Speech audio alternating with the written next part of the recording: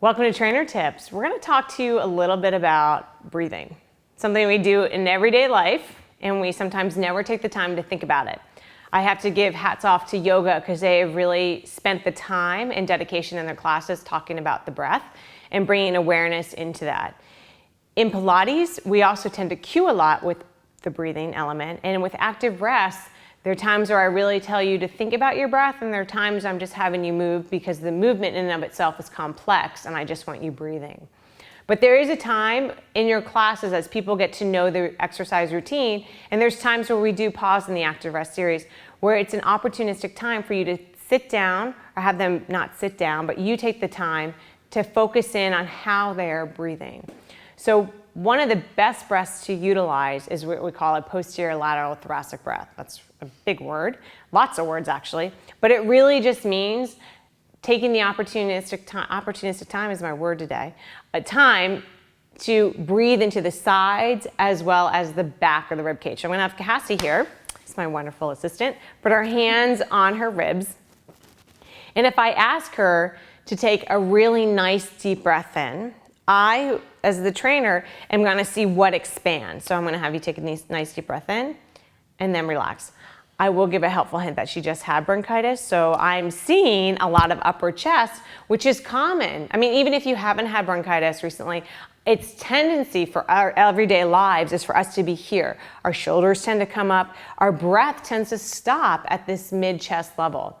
Ideally, we want the breath to go down into our lower ribs, into the low part of our lungs, and expand outward. So we get that anterior back and forth motion. And we say posterior because a lot of people forget that, yes, you got ribs back there. And the way you can remember in lungs is because that's where the doctor listens to with his stethoscope.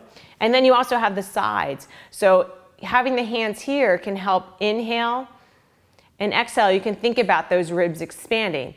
A lot of people, though, can't do this, and if they do this, they come to here. So you can always have people crisscross their arms.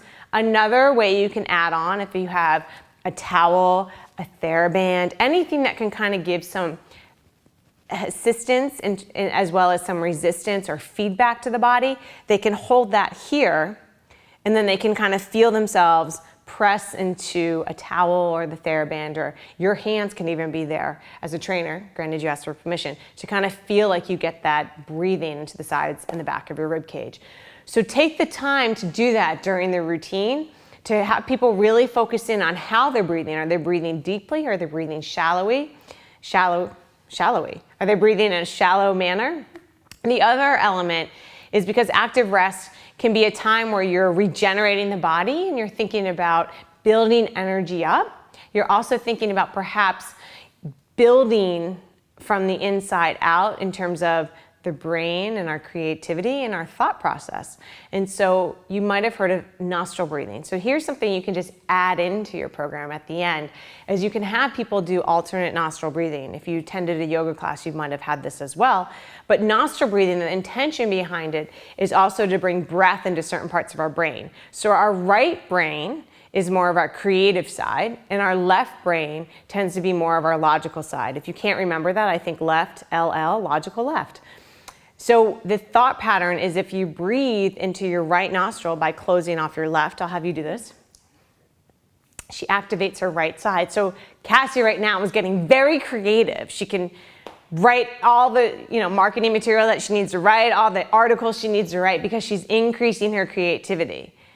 And then if I have her go to the left side, she's becoming very methodical, logical. She's having some good, clear thinking. She's able to organize all that creative thought process into a logical manner. I sometimes think I'm still on the right side of the brain. Oftentimes I need to breathe a lot with my right nostril in order to get that left side. So the alternate nostril breathing is just another way to help with brain patterning and thought process and activating another part of our body. So enjoy active rest, but do take the time to really think about your breath pattern. It's something we do every day, and it's something that is so important not only to our brain, but also to how our core is functioning. So lastly, I'm gonna do one more spiel on the breathing component. We talked in one tip about the multifidi, we talked about the transverse abdominis, and then you have the pelvic floor as well, which is like the bottom part of our bowl. The top part of our canister, I should say. So front and back is the multifidi, front would be the transverse abdominis. Bottom would be our pelvic floor lifting up, and here's our diaphragm. As we breathe in, we kind of come down. That puts pressure onto our abdominal canister, and that allows for a stretch of the transverse abdominis, the multifidi, the pelvic floor.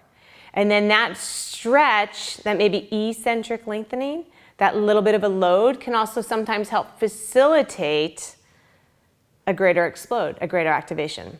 Also, that breathing component can also be used to facilitate relaxation, because sometimes stretching isn't something that we're going to go up and jump. So we talk a lot in our trainings about load to explode. And basically all that means is you don't see people jump like this, you see people squat down and then in order to get up high. That means they're lengthening their body, they're getting down low in order to explode and extend their body up high. That's just one way to think about it. But a lot of times we're not looking for that explosive element with our core, we're just looking also for relaxation.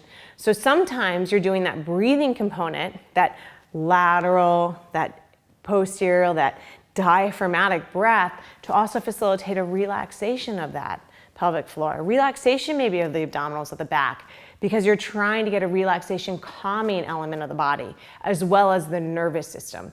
So know who you're working with, what your intentions and your goals are, and use the breath as a way to meet them.